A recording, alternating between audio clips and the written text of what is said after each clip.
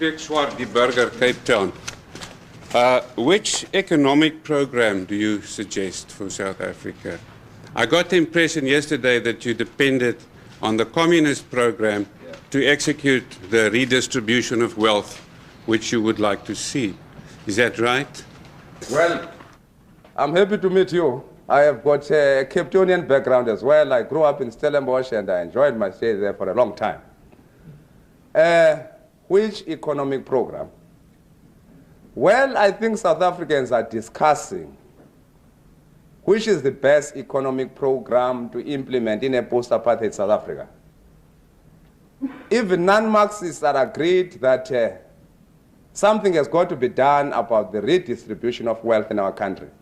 I know at any rate, I know that Professor Sampieter Blanche of Stellenbosch, who for a long time was a member of the Nationalist Party, I don't know if he still is, also agrees that in addressing the imbalances in our country, something has got to be done, something drastic. You know, we want to bring about social harmony in our country. And that social harmony is impossible if we do not redistribute wealth and resources. I'm not referring to vulgar equalization.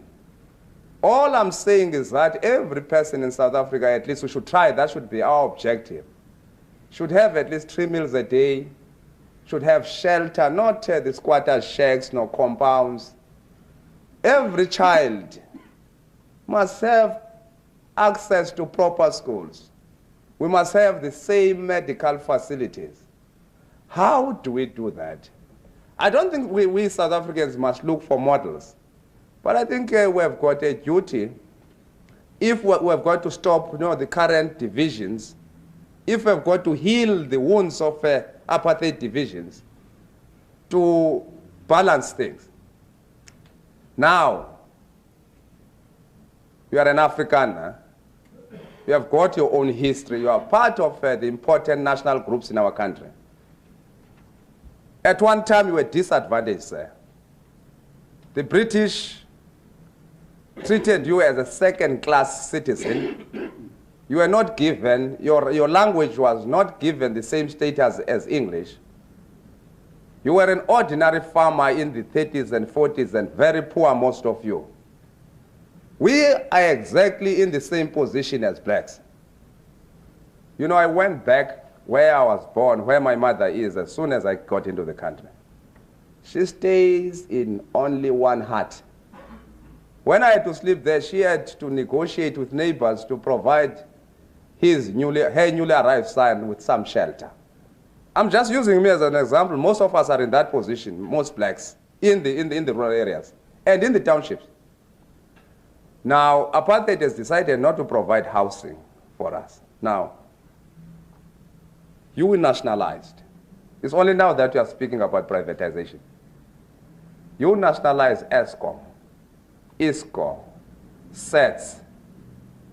You worked out affirmative programs to uplift the Afrikaner. You helped them with heavy subsidies to buy farms so that they should have land. The ANC says, equally, emerging out of a disastrous situation which has impoverished millions, the state must intervene. We cannot leave it to private enterprise to try to distribute resources. And certainly we want to nationalize enterprises like ESCOM, ISCO, SETS.